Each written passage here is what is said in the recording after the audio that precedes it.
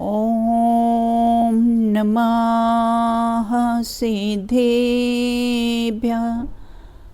ॐ नमः सिद्धेभ्यः। ॐ नमः सिद्धेभ्यः। वीतरागसिजिनेन्द्र ज्ञानरूपमङ्गलं जिन्मुखोद्भवित जिन वाणी सदा मङ्गलं। गन्धरादि सर्वसाधु ध्यानरूपमङ्गलं जिनेन्द्र चैत्यालय शान्तिरूपमङ्गलं। वार्षिक महोत्सव कल्याणरूपमङ्गलं। वार्षिक महोत्सव कल्याणरूपमङ्गलम्। आज हमारा यहाँ पर आत्मार्थी ट्रस्ट का वार्षिक उत्सव का वार्षिक महोत्सव का दिन है। जिस प्रकार से अपने परिवार में सदस्यों का कोई जन्मदिन होता है तो हम बहुत ही उत्साह और उल्लास से उसको कैसा मनाते हैं। वास्तव में तो वो बर्थडे नहीं है, वो तो बर्थडे है। उसी प्रकार से आज हमारे मंदिर का कैसा है, जन्मदिन है। और जन्मदिन और हम उस जन्मदिन को वार्षिक उत्सव के रूप में मनाते हैं। आज हमारा परम सौभाग्य का दिन है। ये दिन हमें पंच कल्याणक की याद दिलाते हैं। मंदिर का वैसे भी दूसरा नाम समो शरण ही होता है। हम विचार करें, अगर यहाँ मंदिर नहीं होता, आत्मार्थी ट्रस्ट में अगर मंदिर नहीं होता, तो इस जंगल में कौन अपने घरों की सुख सुविधाएं, परिवार को छोड़कर यहाँ रहते। मंदिर के कारण ही हम सब लोग इकट्ठे होते हैं, विधान करते हैं, स्वाध्याय करते हैं, देव दर्शन का लाभ लेते हैं। और बड़े पंडित साहब का तो एक वाक्य है ना, क्या वाक्य है उनका, जिसके मंदिर दूर है तो समझना कैसा है, नरक पास है। और ये आज मंदिर के स्थापना दिवस है और हमको पंच कल्याण की याद दिलाते हैं। पांचों कल्याणों का हम संक्षिप्त निश्चय और व्यवहार से पहले स्वरूप समझते हैं। और यहाँ पर सबसे पहले कौन सा है, गर्भ कल्याणक। 3 लोक के नाथ जब गर्भ में आते हैं तो कुबेर 6 महीने पूर्व, सबको मालूम है ये, अयोध्या नगरी में रत्नों की बरसात होती है, अर्थात सब आनंदित होते हैं। माता भी प्रसन्न होती है। जगत के सभी जीव कैसे प्रसन्न होते हैं। माता का पेट नहीं बढ़ता है। कुर्मोन्नत योनि में तीर्थंकर विराजमान रहते हैं। तत्वार सूत्र में आया है ना कि 3 प्रकार की योनियां होती है। उसमें जो कुर्मोन्नत योनि होती, जो कछुए के पीठ के आकार की योनि होती है, उसमें तीर्थंकर विराजमान होते हैं। और तीर्थंकर गर्भ में पद्मासन ही बैठते हैं। और उनके गर्भ कल्याण का फल क्या है, अब न किसी के गर्भ में मैं आऊंगा। और वास्तव में हमारा गर्भ कल्याण कब होगा, जब हम करण लब्धि में आएंगे। वो हमारा कैसा है, गर्भ कल्याणक है। और सम्यक दर्शन हुआ, वो हमारा कैसा है, जन्म कल्याणक है। 3 प्रकार की सफलताएं होती है ना, जन्म की सफलता, जीवन की सफलता और मरण की सफलता। जन्म की सफलता अर्थात क्या, सम्यक दर्शन हुआ, वो जन्म की सफलता है। और पंचम गुणस्थान संयम धारण किया, वह कैसा है, जीवन की सफलता है। और मरण की सफलता, समाधि पूर्वक देह छोड़ी, वह कैसी है, मरण की सफलता होती है। तो ये तो क्या हुआ, गर्भ कल्याणक की बात हुई। अब हम जन्म कल्याणक की बात करें। तीर्थंकर तो जन्म से ही सम्यक दृष्टि होते हैं और 3 ज्ञान के धारी होते हैं और विचारते हैं। क्या विचारते हैं? तीर्थंकर जब जन्म में आते तो क्या विचार करते? जन्म मरण का अंत होएगा, अनगारियों का पंथ चलेंगे। और जिस दिन जन्म होता है ना, उस दिन राजा किमिच्छिक दान देता है। किमिच्छिक दान का अर्थ समझते हैं? जो चाहो वो ले जाओ। और तीर्थंकर भी हमको किमिच्छिक दान देते हैं। ये तीर्थंकर की मूर्ति जो मंदिर में विराजमान है ना, वह भी हमको दान देते हैं। तो तीर्थंकर कैसे दान देते होंगे? वास्तव में तो किमिच्छिक दान तो तीर्थंकर देते हैं। जग को दे दी जग की निधियां। वो जग को कैसा है? संसार में सभी प्राणियों को उन्होंने क्या किया है? जग को दे दी जग की निधियां। सबको अपनी अपनी कैसी है निधियां बता दी। और ऐसा दान वे कब देते हैं? ऐसा दान वे कब देते हैं और कब नहीं देते हैं? दिन रात लुटाया करते हो सम सम की अविनश्वर मणियां। ऐसा दान हमें तीर्थंकरों से मिला है।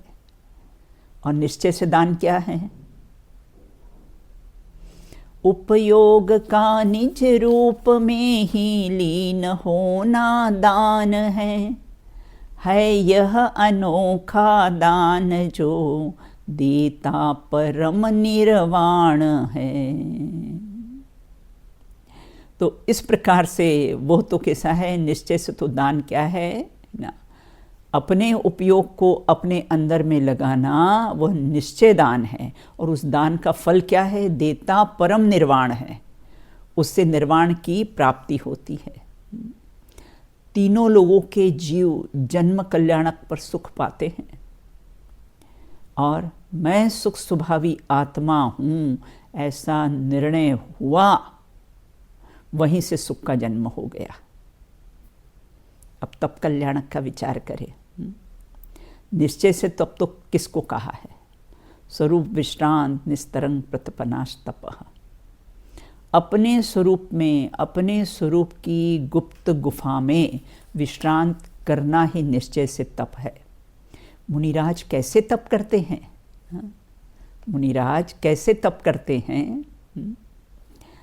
जो निधि पाकर निज वतन में गुप्त रह जन भोगते, त्यों ज्ञानी जन भी ज्ञान निधि पर संग तज को भोगते, पर संग तज को भोगते।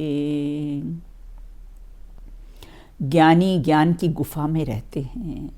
बाहर आना तो उनको बिल्कुल भट्टी जैसा लगता है। वास्तव में स्वरूप गुप्त रहना ही कैसा है? तप कल्याणक है, ज्ञान कल्याणक। व्यवहार से तो 4 घातीय कर्मों का अभाव करके जो केवल ज्ञान प्रकट किया है और जो अनंत चतुष्टय प्रकट किए हैं वो करते हैं। वो तो निश्चय से मैं ज्ञानानंद स्वभावी आत्मा हूँ, मैं ज्ञानानंद स्वभावी आत्मा हूँ, मैं ज्ञानानंद स्वभावी आत्मा हूँ। बोले इसके आगे, बोले इसके आगे कुछ नहीं है। बस वही वास्तव में कैसा है? ज्ञान कल्याणक है। और मोक्ष कल्याणक, मोक्ष शब्द मुच धातु से बना है और जिसका अर्थ होता है छूटना। तो किससे छूटना? तो यहाँ कहते दुखों से छूटना, कर्मों से छूटना। ये तो नास्ति से बात हुई।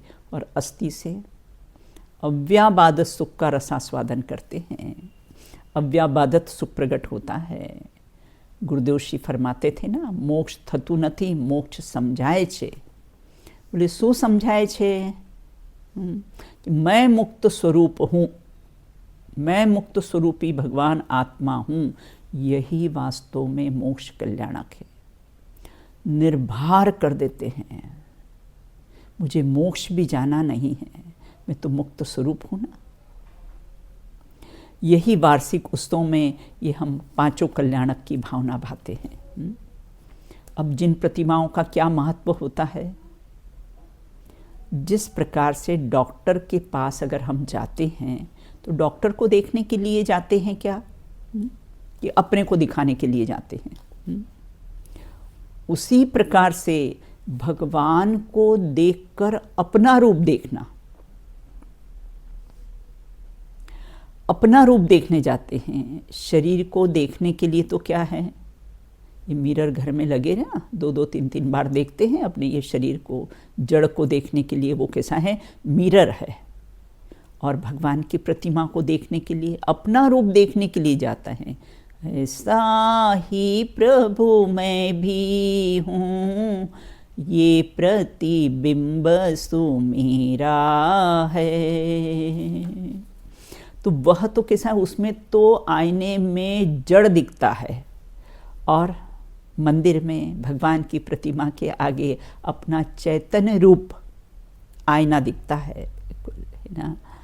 आइए देखो, हम अपने शरीर को कितने एंगल से देखते हैं। कोई हमको कुछ फोटो वोटो खिंचवाना हो ना, कितने एंगल से अपने शरीर को देखते हैं। यहाँ कहते भगवान के दर्शन भी कितने एंगल से करना। और भगवान के दर्शन देखो, सबसे पहले तो नासाग्र दृष्टि। नासाग्र दृष्टि, किसको देख रहे हैं भगवान, किसको देख रहे हैं, स्वयं को देख रहे हैं। क्यों स्वयं को देखते हैं, स्वयं को क्यों देखते हैं। क्षेत्र परावर्तन में ऐसा कोई क्षेत्र बाकी नहीं रहा जो हमने नहीं देखा हो। काल परावर्तन में ऐसा कोई सा काल बाकी नहीं रहा हो जो उत्सर्पणी और अवसर्पणी काल का समय जिसको हमने नहीं देखा हो। पंक्तियां भी, हमने तो घूमी 4 गतियां, न मानी जिन वाणी की बतियां। भववन में जी भर घूम चुका, कण कण को जी भर भर देखा। मृग सम मृग तृष्णा के पीछे, मुझको न मिली सुख की रेखा। किंचित मात्र भी मुझे सुख नहीं मिला। और देखा जब अपने अंतर में, बाहर देखा तो किंचित सुख नहीं मिला, और जब अपने अंतर में देखा तो कैसा है, भगवान को देखकर अपने अंतर में देखा तो कैसा है, मैं कुछ और नहीं भगवान ही हूँ। देखो, अपने को देखते हैं ना तो तृप्त होते हैं, और पर को देखने से तृष्णा होती है। इसलिए भगवान की मुद्रा जो हमारी है ना, कैसी है, आंखें खुली नहीं, अन्य मत जैसी आंखें नहीं खुली है। अपनी भगवान की मुद्रा को किस एंगल से, कितने एंगल से उनके दर्शन करना। तो अपने भगवान कैसी नासाग्र दृष्टि है, अपने को देखते हैं। क्योंकि भवन में जी भर घूम चुका, सब देख लिया। वो नासाग्र दृष्टि अपने को, कि तुम अपने को देखो, अपने को देखने की प्रेरणा देते हैं। चर्म चक्षुओं से तो ये जड़ ही दिखेगा, और ज्ञान चक्षु से आत्मा दिखेगा। उठ ज्ञान चक्षु खोल तो तू देख तो जरा, जिसकी तुझे तलाश है वह तेरे पास है। दूसरा एंगल, हाथ पे हाथ रख के बैठे हैं भगवान। कैसे बैठे हैं, हाथ पे हाथ रख के बैठे। कुछ करना ही नहीं है और कुछ कर सकते ही नहीं हैं। क्यों नहीं कर सकते हैं, हम तो सब कुछ कर सकते हैं। यहाँ कहते हैं कि 6 द्रव्य में एक द्रव्यत्व नाम का सामान्य गुण है। जिसके कारण कैसा है, वो छौ द्रव्य निरंतर परिणमन कर रहे हैं। इसलिए कुछ करना ही नहीं है, वो स्वयं ही करने में सक्षम है।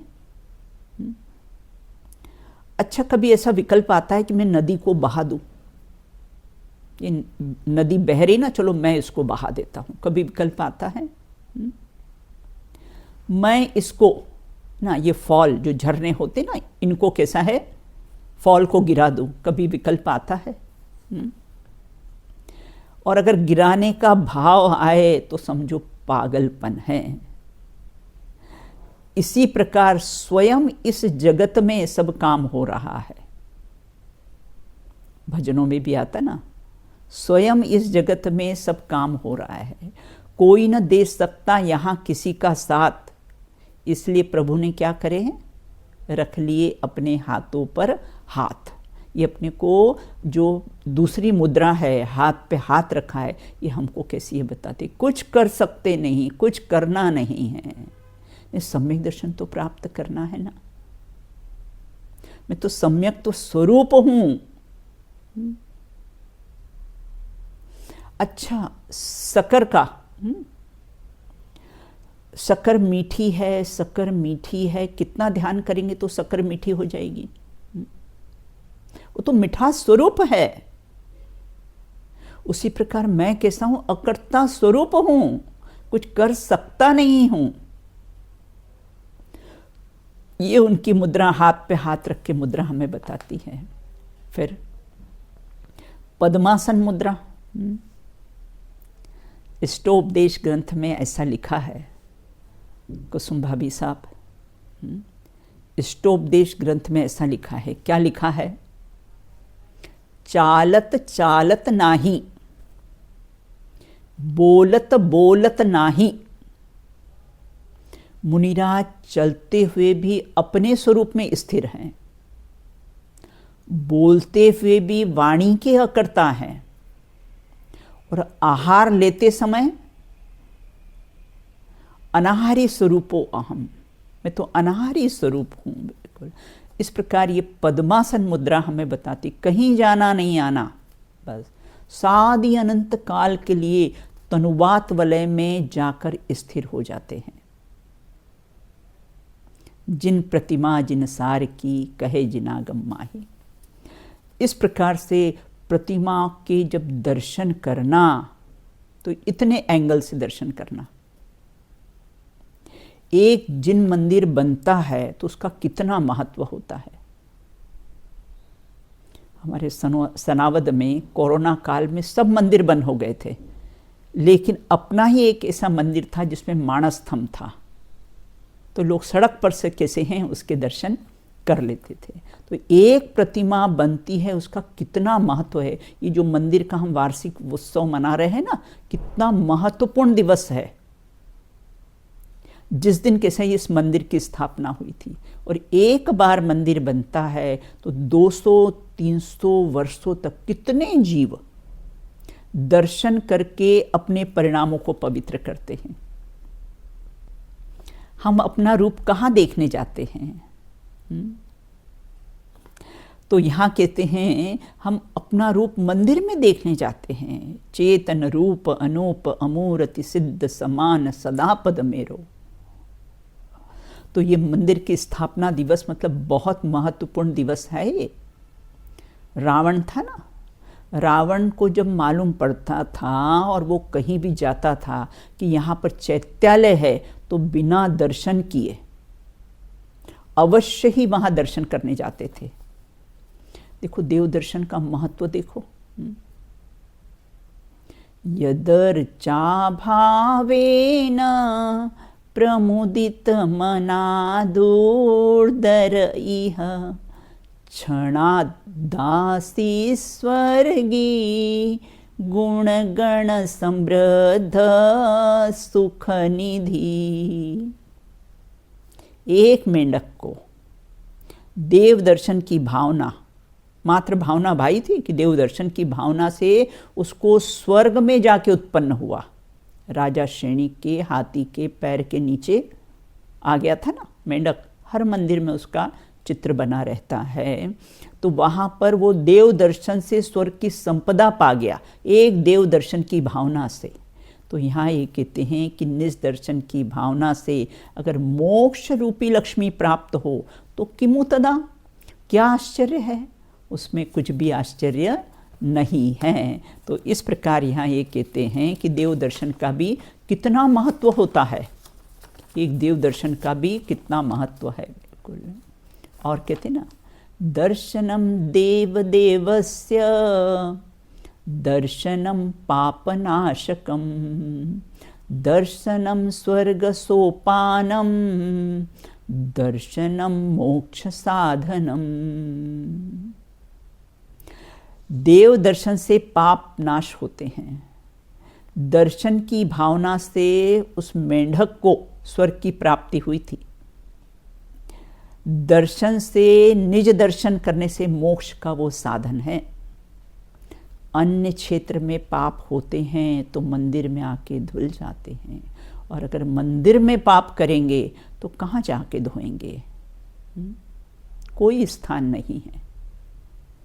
देखो जो गरुड़ होता है ना, गरुड़, जो गरुड़ होता है, जिस प्रकार गरुड़ कहते हैं कि गरुड़ की मुद्रा को देखने से सर्प का विष भी उतर जाता है, उसी प्रकार यहाँ कहते कि देव दर्शन से, भगवान की प्रतिमा के दर्शन करने से विषय कषाय के जहर उतर जाते हैं। घर से मंदिर श्रेष्ठ क्यों है? घर में पांचों पाप होते हैं, हिंसा, झूठ, चोरी, कुशील, परिग्रह, पांचों पाप होते हैं। और हम मंदिर में निस्सही निस्सही निस्सही करके प्रवेश करते हैं। संजय भाई साहब निस्सही निस्सही निस्सही करके प्रवेश करते हैं ना। और मंदिर में देखो 11 बजे तक भी बैठे रहें तो क्षुधा का विकल्प नहीं आता, पर्युषण पर्व इत्यादि में। और घर जाते हैं तो कपड़े निकालने इतनी शांति नहीं रहती, और क्षुधा का विकल्प आता है। क्यों? यहाँ क्षुधा रहित के सामने बैठे हैं ना, इसलिए क्षुधा का कैसा है, विकल्प नहीं आता है। देखो धवला ग्रंथ में ऐसा लिखा है कि देव दर्शन से सम्यक्त्व, वो सम्यक दर्शन में निमित्त है, निमित्त कारण कहा है इसको कि देव दर्शन सम्यक दर्शन में निमित्त है। और देव दर्शन करने से मिथ्यात्व के टुकड़े टुकड़े हो जाते हैं, जैसे धवला ग्रंथ में लिखा है। और मिथ्यात्व के टुकड़े टुकड़े हो जाते हैं, वज्र के समान निधत्ती जो निकाचित कर्म प्रकृतियां ना, उनका भी संक्रमण हो जाता है। और वहां मिथ्यात्व के टुकड़े टुकड़े हो जाते हैं, और सम्यक दर्शन होने पर मिथ्यात्व का अभाव हो जाता है। ऐसे देव दर्शन सम्यक दर्शन में निमित्त हैं। परिणामों में निर्मलता आती है, ग्रहित मिथ्यात्व छूटता है। गुरुदेव श्री का छूटा ना ग्रहित मिथ्यात्व, मुखपट्टी छोड़ दी ना। देव दर्शन, और लिखा है आगम में, देव दर्शन की भावना मात्र से एक उपवास का फल लगता है। मात्र हमने भावना भाई है कि हमें देव दर्शन करना है, तो एक उपवास का फल लगता है। और साक्षात जब हम दर्शन करते हैं तो उसमें 1000 उपवास का फल लगता है। और कहते जो के बराबर भी अगर हमने प्रतिमा विराजमान करी ना, कि ज्ञानानंद श्रावकाचार्य में शायद लिखा है, उसका फल कि हमें कभी दर्शन का अभाव नहीं होगा। 100 काम छोड़कर देव दर्शन करना, 1000 काम छोड़कर आत्मा का चिंतन मनन करना। सती मनोवती थी ना, नियम था उसका कि रोज एक गजमोती चढ़ाकर, मंदिर में गजमोती चढ़ाकर फिर ही मैं कैसा है भोजन ग्रहण करूंगी। तो कितनी प्रतिकूलताएं आई, वो देव दर्शन की भावना से वो प्रतिकूलता भी अनुकूलता में बदल गई। किसे कहते हैं देव दर्शन?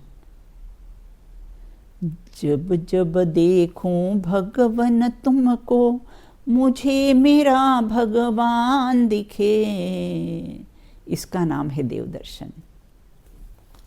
खुदा की शान तुझ में है, दिखे भगवान मुझ में है।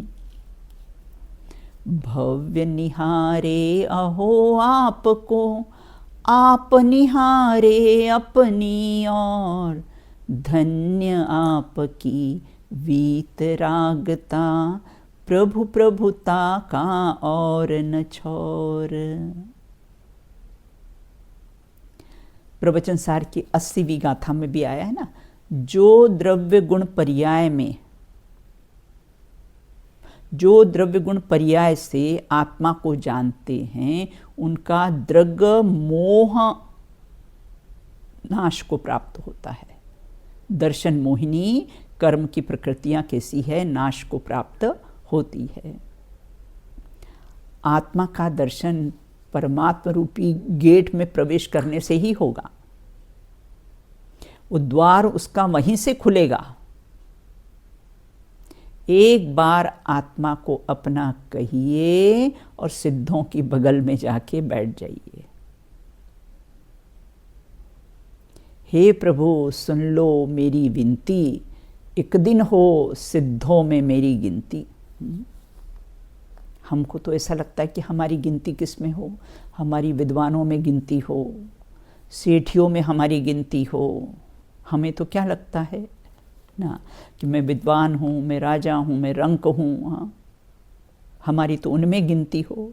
और यहाँ कहते एक दिन हो सिद्धों में मेरी गिनती। क्या भावना भाना चाहिए, और हम क्या भावना भाते हैं। तुम तो प्रभु वीतरागी, हमको कब बनाओगे। तुम तो प्रभु अपरिग्रही, परिग्रही कब बनाओगे। मंदिर में भी भीख मांगने चले आते हैं। अरे किसी से मांगना हो तो लौकिक में भी इतना विवेक होता है कि दान भी मांगना हो तो कोई सेठियों के पास जाते हैं जो दे सके, और मंदिर में मांगने चले आते हैं। भिकारी, गुरुदेव की भाषा में कहे कि मोटा भिकारी छे। और अपने बालिकाएं सब बैठी है ना, हे भगवान पेपर आज अच्छा जाए, परीक्षाएं चल रही ना, पेपर आज अच्छा जाए, हाँ मार्क्स अच्छे आ जाए। अरे मांगने से अच्छे होते हैं कि पढ़ने से अच्छे होते हैं। आज एक बालिका हमारे पास आई थी, बोले दीदी आज सुबह सुबह हम आपके पास आए और आपने हमको ऑल द बेस्ट कहा ना, तो आज मेरा पेपर बहुत अच्छा गया। मैंने कहा मेरे पास आने से पेपर अच्छा नहीं गया है, आपने पढ़ाई की है इसलिए आपका पेपर अच्छा गया है। देखो भक्तामर का 10वां छंद आता है। नात्यद्भुतं भुवन भूषण भूतनाथ, भूतैर्गुणे भुवि भवन्तमिभीष्टुवन्तः। तुल्या भवन्ति भवतो ननु तेन किं वा। भूत्याश्रितं य इह नात्मकमस, भूत्याश्रितं य इह नात्मसमं करोति।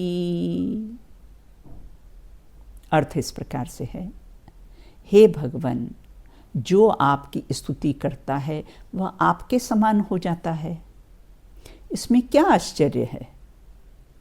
और उस स्वामी से क्या लाभ, उस स्वामी से क्या लाभ जो अपने भक्तों को अपने समान नहीं बनाए। अरे एक लोहा भी अगर पारस पत्थर के पास जाता है तो स्वर्ण बन जाता है। तो उसी प्रकार से जो भक्त आपके पास आता है तो वो आपके समान बन जाता है। देखो जैन दर्शन और अन्य दर्शन में क्या अंतर है। जैन दर्शन में भगवान बन सकते हैं, एक बार हम ट्रेन में जा रहे थे, किसी भाई से चर्चा हुई, मैंने कहा आप भगवान बन सकते हो आपके धर्म में? बोले नहीं, हमारे धर्म में हम भगवान कैसे बन सकते हैं, हम तो अल्लाह के बंदे हैं, हम तो उसकी खिदमत करते हैं, हम अल्लाह कैसे बन सकते हैं, हम भगवान कैसे बन सकते हैं। लेकिन जैन दर्शन इसीलिए महान है। क्यों महान है? क्योंकि इसमें हम भी भगवान बन सकते हैं, भक्त नहीं भगवान बनेंगे। ये तो अपन बचपन से ही बच्चों को सिखाते हैं। और ये आत्मार्थी ट्रस्ट के जो मंदिर है ना, जितने मंदिर हैं वो हमको क्या क्या प्रेरणा देते हैं। सबसे पहले हम आते हैं तो हमको रत्नत्रय मंदिर दिखता है, जो हमें रत्नत्रय की प्रेरणा देता है। और उसके बाद फिर महावीर जिनालय, महावीर जिनालय में भी विचार करें उसका, अपने यहाँ ये आता है ना, कुमारावस्था मपि निज बलाधेन विजित। हे भगवान, आपने कुमार अवस्था में ही काम वासना रूपी योद्धाओं को परास्त कर दिया है, आपने उनको जीत लिया है। ये भगवान महावीर हमको कैसी है ये प्रेरणा देते हैं। उसके बाद आदिनाथ प्रभु, वह आदिनाथ हैं और हम अनादिनाथ हैं, इस बात का हमको कैसी है याद दिलाते हैं। उसके बाद फिर चंदा प्रभु भगवान, मैं तो शीतलता की खान हूं। उसके बाद फिर हमारे ऊपर विद्यमान 20 तीर्थंकर श्रीमंदर भगवान, वो श्रीमंदर भगवान क्या याद दिलाते हैं?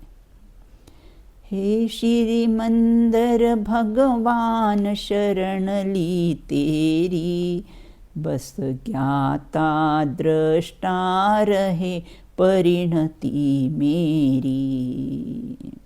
ये ऊपर के श्रीमंदर भगवान हमको याद देना कि बस ज्ञाता दृष्टा रहे परिणति मेरी, कर सीमित निज ज्ञान को प्रगट्यो पूर्ण ज्ञान।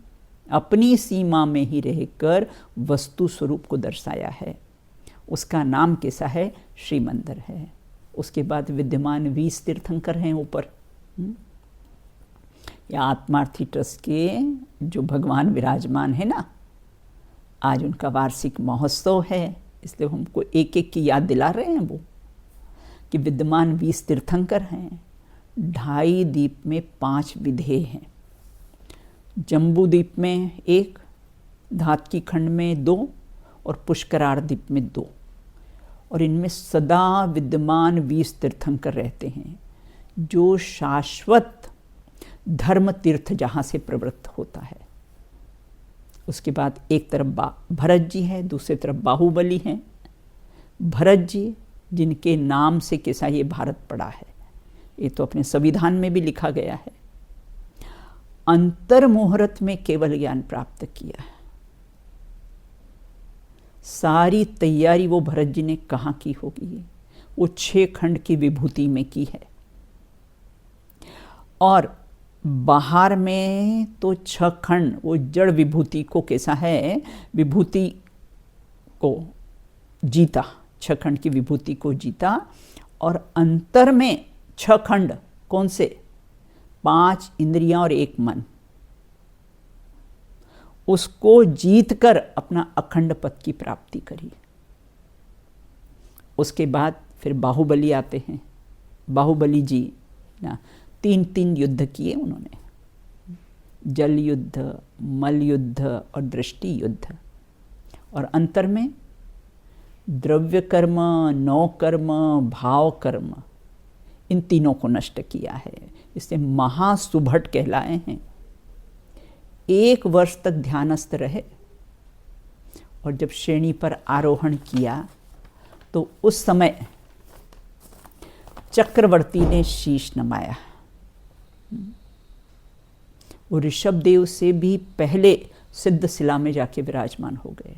और भगवान जब जाते हैं ना, मोक्ष जाते हैं ना, इंद्र लोग उसका नख और वो केश छेपण करते हैं और फिर उस स्थान पर अपना नतमस्तक करते हैं और उसको अपने सिर पर लगाते हैं। ऐसे सुंदर जिन मंदिर का वार्षिक उत्सव हम मना रहे हैं, हम सब बहुत ही उत्साहपूर्वक मनाते हैं। और फिर देखो, भगवान को देखकर क्या याद करना। हमारे सनावद के पास में एक सिद्धवर कुट है। वो सिद्धवर कुट है ना, तो वो सिद्धवर कुट में हम बचपन में नाव से जाते थे। वहाँ पहले बस नहीं चलती थी, रोड नहीं था, लेकिन वो प्रकाश चंद्र सेठी जब वहाँ के मुख्यमंत्री बने तब फिर उन्होंने रोड बनवा दी। तब फिर जब नाव से जाते थे तो एक रास्ते में एक बहुत बड़ा चट्टान आती थी, और उसमें अगर हम कोई भी शब्द बोले तो वो रिपीट होकर आता था, वो इको साउंड जैसा रहता है। तो हम बोलते तुम सिद्ध हो, तो वहाँ से आवाज़ आती थी कि तुम सिद्ध हो। ऐसे भगवान की प्रतिमा है ना, वो इको साउंड जैसा है। हम कहते प्रभु आप सिद्ध हो, बोले आप सिद्ध हो। आप अनंत चतुष्टय के धारी हो, तो बोले तुम अनंत चतुष्टय के धारी हो। तुम सुख स्वभावी आत्मा हो, तो वहाँ से आवाज़ आती कि तुम सुख स्वभावी आत्मा हो। तो ये भगवान की प्रतिमाएं हमको कैसे अपने स्वरूप की याद दिलाती है। तो फिर क्या विचार करना अंत में? अरहंतों के दर्शन करना, सिद्धों का ध्यान करना, आचार्यों से दीक्षा लेना, उपाध्यायों से शिक्षा लेना और साधु के समान बन जाना। देखने आया चेहरा आपका, भगवान की प्रतिमा को देख के विचार करना।